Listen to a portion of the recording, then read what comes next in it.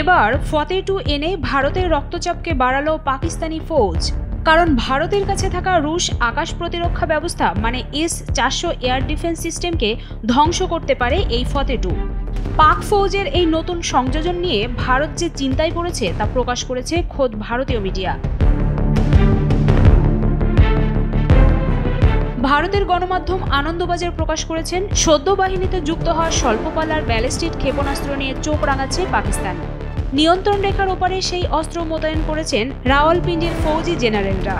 ভারতের হাতে থাকা রুশ আকাশ প্রতিরক্ষা ব্যবস্থা মাঝ আকাশে পাক মারণাস্ত্রকে ধ্বংস করতে পারবে কি, এই নিয়েই ইতিমধ্যেই তুঙ্গে উঠেছে জল্পনা।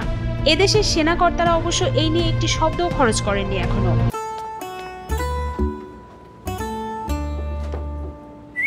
এই ঈদে জুয়েলারি ক্লোদিং এ বিকাশ পেমেন্টে ডিসকাউন্ট।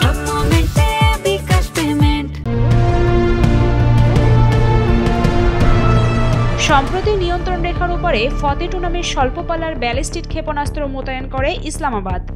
একে নয়াদিল্লির আকাশ প্রতিরক্ষা ব্যবস্থার সামনে বড় চ্যালেঞ্জ বলে উল্লেখ করেছেন প্রতিরক্ষা বিশ্লেষকেরা। শত্রুর ক্ষেপণাস্ত্রকে মাঝ আকাশে ধ্বংস করতে মস্কোর তৈরি S-400 ট্রায়াম্ফের উপর মূলত ভরসা রেখেছে ভারতীয় বায়ুসেনা। বর্তমানে এর 3টি ইউনিট মোতায়েন রয়েছে পাকিস্তান ও চীন সীমান্তে।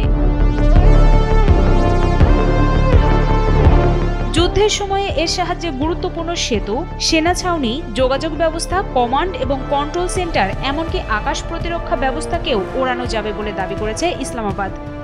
S-400কে ধ্বংস করার কথা মাথায় রেখেই নাকি অত্যাধুনিক প্রযুক্তির ফতে-2 নির্মাণের ছাড়পত্র দিয়েছে রাওয়ালপিন্ডির সেনা সদর দপ্তর।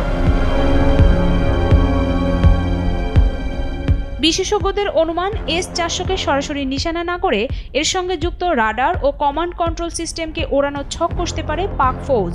তাতে সাফল্য পেলে আকাশ প্রতিরক্ষা ব্যবস্থাটি হাতে থাকা সত্ত্বেও সেটিকে ব্যবহার করতে পারবে না বায়ুসেনা। একেও নয়াদিল্লির জন্য বড় চ্যালেঞ্জ বলে মনে করা হচ্ছে। স্বল্পপাল্লার ফতে-2 ক্ষেপণাস্ত্র দিয়ে পাঞ্জাব এবং রাজস্থানের বায়ুসেনা ঘাঁটিগুলোকে নিশানা করতে পারে পাক ফৌজ। গত কয়েক বছরে জম্মু কাশ্মীরের সিন্ধু নদীর একাধিক শাখা নদীতে বাঁধ ও বিদ্যুৎ কেন্দ্র নির্মাণ করেছে নয়াদিল্লি। ফতে-2 নিশানায় সেগুলিও থাকবে বলে মিলেছে সতর্কতা। অস্ত্রটি ইতিমধ্যেই গোলন্দাজ বাহিনীর হাতে তুলে দিয়েছে ইসলামাবাদ।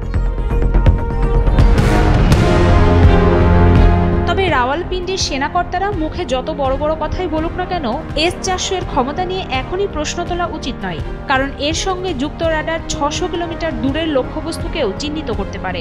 দ্বিতীয়ত, ক্রেমলিনের কবচে থাকা ক্ষেপণাস্ত্রগুলির গতিবেগ 4 থেকে 6 ম্যাক, অর্থাৎ শব্দের চেয়ে 4 থেকে 6 গুণ গতিতে ছুটতে পারে S-400 এর ক্ষেপণাস্ত্র। ইউক্রেন যুদ্ধের কারণে S-400 নির্ধারিত সময়ে সরবরাহ করতে পারেনি রাশিয়া, আর তাই কিছুদিন আগে মস্কো সফরে যান প্রতিরক্ষামন্ত্রী রাজনাথ সিংহ। দ্রুত অস্ত্রটি সরবরাহ করার আর্জি জানিয়েছেন তিনি। অন্যদিকে পাক ফৌজ সীমান্তে ফতে-2'র মতো হাতিয়ার মোতায়েন করায় আকাশ এবং বারাকচায়ের মতো প্রতিরক্ষা ব্যবস্থাগুলিকেও সীমান্তের দিকে রওনা করেছে নয়াদিল্লি।